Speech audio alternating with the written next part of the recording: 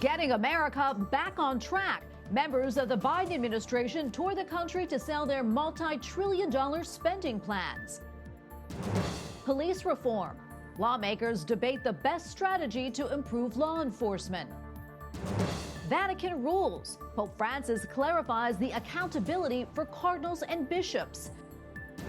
And praying the rosary.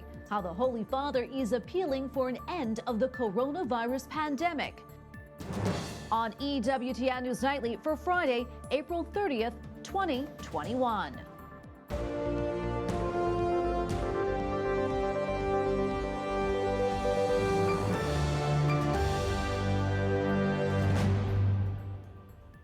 Thank you so much for being with us tonight. I'm Tracy Sable. U.S. President Joe Biden hits the road again to sell his controversial multi-trillion-dollar proposals. The goal to convince Americans that the massive expansion of government is needed. The president visited Philadelphia to promote Amtrak, which stands to receive $80 billion. White House correspondent Owen Jensen reports. The White House wants to spend $2.3 trillion on the jobs plan, $1.8 trillion on the families plan. That's on top of the $1.9 trillion American Rescue Plan that already passed. Add it all up, and it's dollars directed at nearly every facet of American life. Great to be back in Philly. In Philadelphia, President Joe Biden celebrates Amtrak's 50th birthday. Once a regular rider himself, now as president, his spending proposals include Amtrak getting billions to make repairs and expand service. It's an honor to celebrate Amtrak's 50th anniversary. I look forward to a bright future for all American rail. While the president was all aboard Amtrak, Vice President Kamala Harris flew to Cincinnati's airport in nearby Kentucky, where she was greeted by the governor. Her visit at the University of Cincinnati focusing on investments in public transit as part of the Getting America Back on Track tour. And, when I think about it, I think about good transit equals vibrant communities. And at North Carolina State, while tossing a metal football around. It's fun to pass, it's not fun to catch. Second gentleman Douglas Emhoff and Transportation Secretary Pete Buttigieg pushing the American Jobs Plan while touring the Center for Additive Manufacturing and Logistics, promoting research and development. Meanwhile, on the COVID front, overall cases and deaths are down. Today, 100 million Americans are fully vaccinated, nearly double the 55 million who were fully vaccinated at the end of March. And as spring emerges and hope for an end to the pandemic builds, at the White House, First Lady Jill Biden grabs a shovel and helps plant a tree in honor of Arbor Day. Who doesn't plant trees in high heels? Also tonight on Twitter, the GOP is calling President Biden's spending plan the American bankruptcy plan, $6 trillion, and that it's all being done to appease the far left. At the White House, Owen Jensen, EWTN News Nightly. Well, there will be a new bishop in President Joe Biden's home diocese of Wilmington, Delaware. And during an introductory press conference this morning, the new leader was asked about how he would minister to the president. I have never met President Biden. I certainly pray for him every day. I would certainly be open to having a conversation in the future with him. But as a bishop, I'm called to teach the fullness and the beauty of the Catholic faith. Monsignor William Koenig currently is the vicar for the clergy in the Diocese of Rockville Center, New York. The 64-year-old was ordained in Rockville Center in 1983. He replaces the retiring Bishop Francis Maluli. Well, there is more information on a recent report that the U.S. Conference of Catholic Bishops may press pro-abortion Catholic politicians to not receive communion. A source close to the USCCB tells the Catholic News Agency that the report is, quote, unfounded and says it may have been an attempt to pressure bishops into staying silent on their opposition for the Equality Act. For more coverage on the USCCB, President Biden, and the question of Holy Communion, visit our partners at CatholicNewsAgency.com. Mike Pence tells a conservative Christian audience in South Carolina to keep supporting the Trump administration's accomplishments. We need to provide the loyal opposition, as so many Republicans across the country are doing, and I promise you I'll be doing as well. Pushing back on an administration and a liberal agenda being driven by the radical left. The former vice president advocated religious freedom to follow the dictates of conscience. A renewed push for police reform is taking place on Capitol Hill. It is being led by Democratic lawmakers Karen Bass, Cory Booker, and Republican Tim Scott. But several issues divide the sides, including qualified immunity, which shields officers from being personally liable. Capitol Hill correspondent Eric Rosales has more. The families of several victims of police violence had meetings with senators on both sides of the aisle. Afterwards, they made it clear that they want to see what they say is meaningful change. As these families all express, they want to prevent the next unjustified killings from taking place. Democratic Representative Karen Bass, whose George Floyd Justice and Policing Act passed the House earlier this year, says she wants qualified immunity protection eliminated. Police officers have to be held accountable, and qualified immunity in Section 242, which is lowering the standard to prosecute officers, which is why they're so rarely prosecuted, those are real key components to the bill, and we have to make sure that that's there. A majority of Republicans support Senator Tim Scott's policing bill, which failed in the Senate after Democrats said it relied too much on incentives rather than mandating changes. Republicans tell me they agree with Senator Scott's proposal to go after police departments rather than police officers. If a police officer violates the law, they're punished criminally just like anyone else in America is. But the push to do a civil prosecution on them as well, and to be able to basically expose their family, their pensions, their home. If they've got to defend themselves in court after everything that they do, it's over. We'll have to have kind of neighborhood watches, and we know how it's going right now. We can't allow that to happen. Republicans add good qualified candidates will no longer want to be police officers. Both sides continue their formal talks, and they tell me they hope to have a bill before the Senate floor by May 25th, the anniversary of George Floyd's death. At the Capitol, Eric Rosales, EWTN News Nightly. More than 40 people have died when a crowd stampeded into a tunnel while exiting a Jewish religious festival in northern Israel.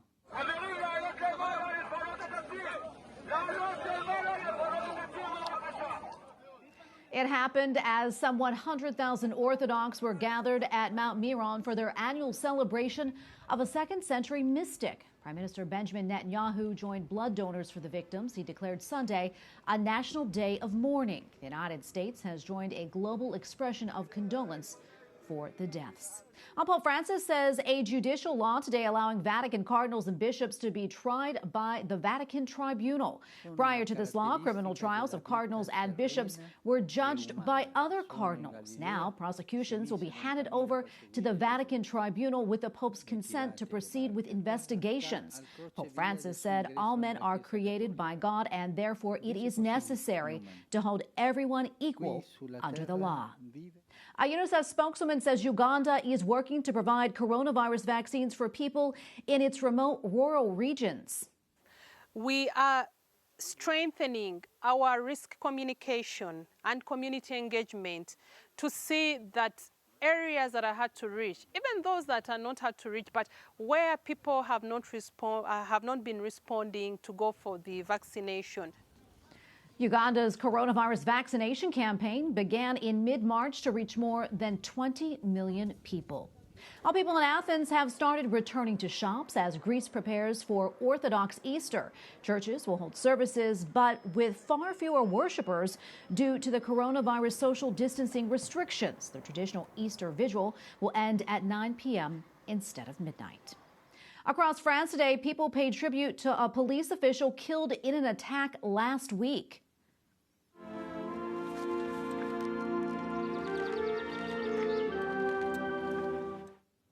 The country's prime minister was among those honoring the official killed last week in a small town southwest of Paris.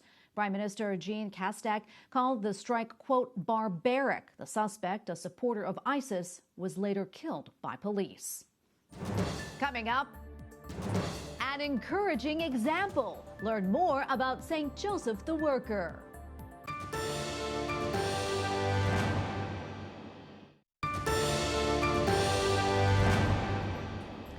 Tomorrow is May 1st, and for some, it is also known as May Day or Workers' Day, a day with historical significance for the communist and socialist movements.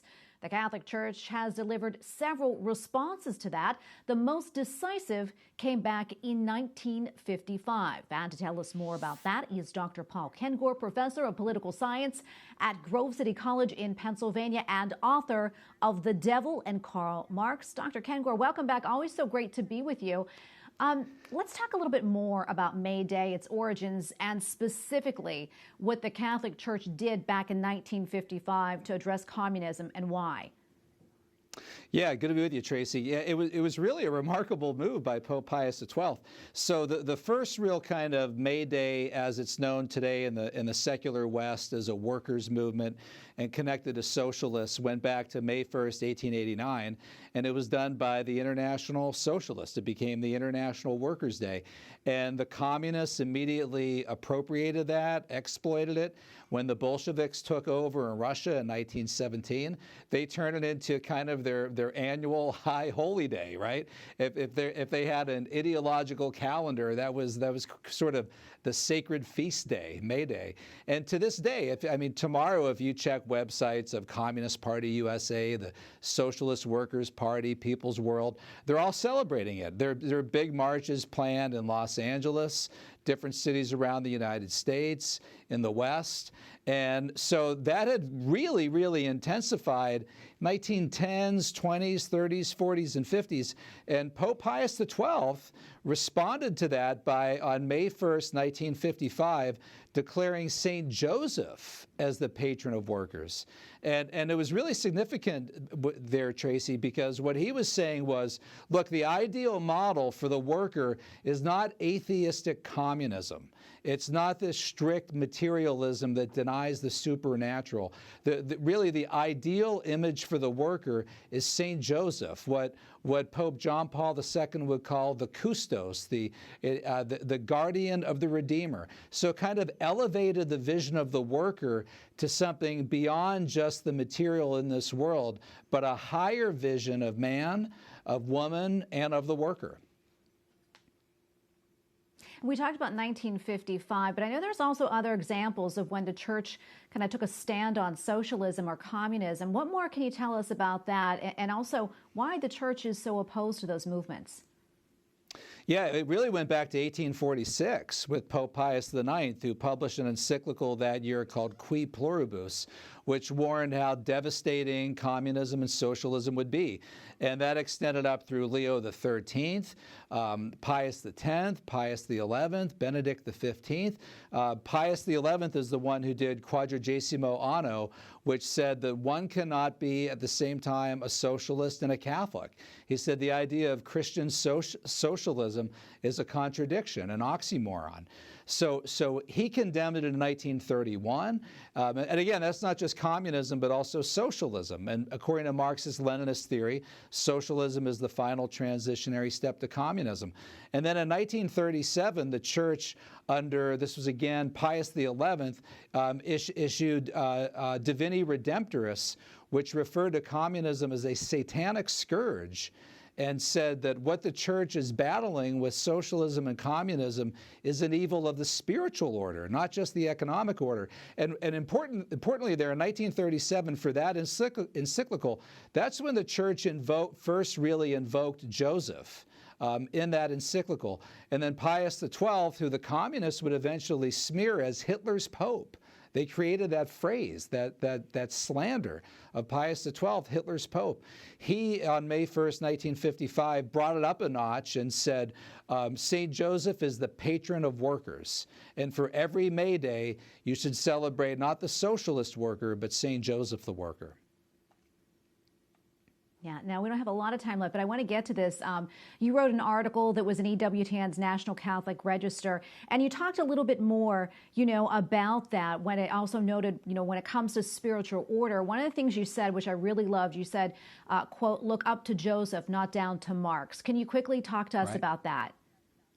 Well, that's exactly right, and I must say here too that this year is the year of the work, or year of Saint Joseph, that was proclaimed by Pope Francis. And if you read Patris Corde, which translates into a father's heart, Pope Francis as well is making that same point. So yeah, for Catholics, the image here is not to look to the man of Marx, but to look to the man of Saint Joseph, and that's never more so the case.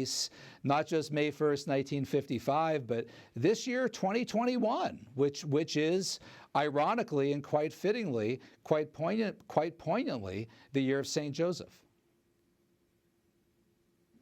Well, Dr. Kengor, thank you so much for coming on. I wish we had more time to talk. We'll have to have you back on, but thanks so much for your time. Dr. Paul Kengor, professor of political science at Grove City College and also the author of The Devil and Karl Marx. Thank you so much. Thank you, Tracy. Up next, Rosary Marathon. How Pope Francis plans to lead prayers to end the coronavirus pandemic.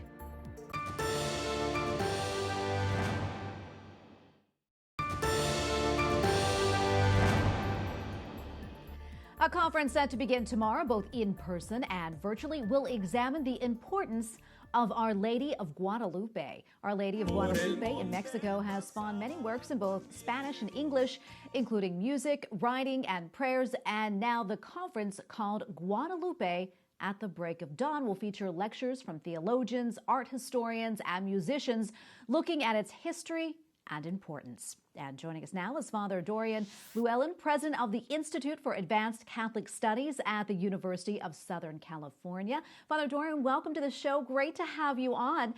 Tell us a little bit more about the conference and why it's being held now rather than closer to the Feast of Our Lady of Guadalupe, which is in December. Yeah, that's a good question. May typically, since in the 18th century, May has been devoted to the month of Mary. And we thought it was a good thing to kick off this month on May the 1st and doing this. And also, we had a lot of energy behind this. A number of people, when we started talking about the project, say, yeah, let's get going on it already, because last December was in the middle of several of us were locked down. So we've got going already, and we'll get the show on the road. And please God, we'll get something also going on the road for December 12th next year. Yeah, wonderful. The project, as we mentioned, is called Guadalupe at the Break of Dawn. Wondering if you can explain to us the reason behind the title and its importance, and also why this project is so important to you. Yeah, I'm kind of sure of that. I think it was Saint Bernard who said in Latin, De Maria Nunquam Sadis, which means basically when it comes to the Mother of God, you can't praise her enough. With Guadalupe, it's a fascinatingly complex and rich subject, and there's always more to say. As society changes, faith changes, the church changes, there are more elements, more aspects on this. I've lived I'm from Wales, but I'm an adoptive Angelino. And in this city, the Our Lady of Guadalupe is everywhere. She's in churches and homes, but she's in murals, painted on underpasses, bumper stickers, tattoos. So I really wanted to honor the faith of so many people, but also to come to understand it more deeply, and also to appreciate the significance of Our Lady of Guadalupe for millions of people. Yeah, wonderful. And as you know, of course, Our Lady of Guadalupe appeared to St. Juan Diego, and her image miraculously appeared on his tilma. What more can you tell us about St. Juan Diego? Well, I can tell you what appears in the text that we have. And the first text comes in right at the beginning of the 17th century, and he was a poor Indian to whom a lady appeared miraculously. And then what happened is a series of encounters between him and her. And then he was not believed by the religious authorities. He was taught to bring roses to the bishop there, and it was from the top of a mountain, and it was in the middle of the winter. So he found roses. The lady gave him roses, and when he brought them, the miraculous image was there already imprinted on his cloak, and that is the tilma, which today is venerated in Mexico City.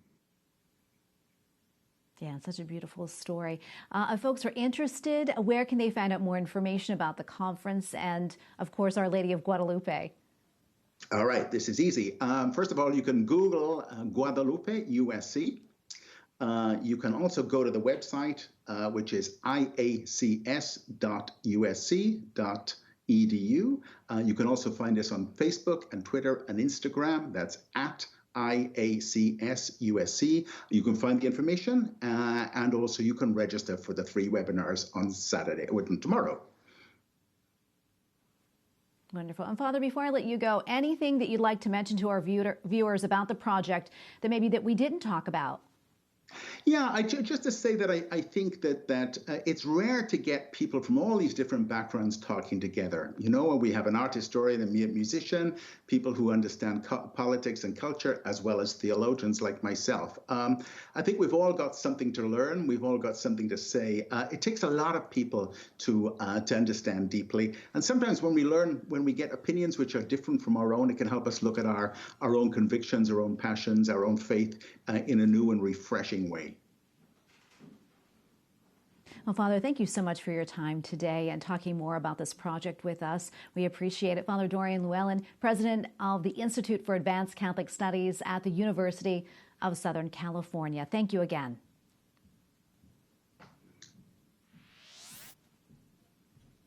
Finally tonight, as we reported earlier this week, Pope Francis is set to kick off an initiative to pray for the end of the coronavirus pandemic. A rosary marathon will begin tomorrow from the Gregorian Chapel in St. Peter's Basilica. The prayers will continue once a day, every day in May, from Marian shrines around the world. Pope Francis will also bless rosaries to be sent to the 30 participating shrines. Joining us now from Rome is Father Martin Esguerra, official of the Pontifical Council for Promoting the New Evangelization. Father Martin, welcome. Thank you so much for joining us today. If you don't mind, could you tell us about this new initiative and why do it now? And also, which shrines are participating? Well, the Pope wishes it to do it now because, of course, it's the second year of this pandemic, no? And he wishes to pray not only for the end of the pandemic, but for the resumption of all social and work activities, no? And he's inviting all the shrines throughout the world to participate, particularly, of course, the Marian shrines. And how can the faithful, how can they follow along? Well, they could always go through all the social media, no? Through all the social ways, or Vatican News, Facebook, YouTube from the Vatican. And at 6 o'clock Rome time, they'll see the prayer of the Pope, and they'll see the prayer of the different shrines that we have selected, Marian shrines, to send us their particular prayer, no? So everybody could really follow along and really pray the rosary in their own homes for the end of the pandemic. And again, no, so that the world returns with hope. Father, why do you think Pope Francis chose Our Lady as the intercessor in order to end the pandemic? Oh, well, she's a mom, no? She's a mom. She's Mother Mary, and I think Pope Francis stresses that a lot, no? That Mother Mary is my mom, first of all. And a mom knows when their children are suffering, and she's the mother of the church. So it is, we ask her to intercede for all her children, for the whole church, and for the entire world. So I think that's why. She really trusts and is dedicated to Mother Mary always, no? And he's asked all of us also to be dedicated to her. And before I let you go, do you think this Rosary Marathon will continue even after the pandemic is over? Well, every year, of course, every year during May, all the faithful are invited to pray the Rosary. So the Rosary Marathon will continue. Now, whether or not the Pope desires a specific intention, that we don't know. We just have to wait until next year. Well, Father, thank you so much for your time today and for all that you do. We appreciate it. Father Martin Esguerra, official of the Pontifical Council for Promoting the New Evangelization. Thank you so much. You're very welcome. Thank you. God bless. And just a reminder, you can follow the Rosary Marathon tomorrow right here on EWTN. Tomorrow at noon Eastern, the network will broadcast the Holy Father's Rosary from St. Peter's Basilica, and at 1 p.m. Eastern, live coverage of the Rosary from Our Lady of Walsingham in England. For more information, please check the schedule at EWTN.com. And we thank you for watching tonight. For the entire EWTN News Nightly team, I'm Tracy Sable. Good night and God bless.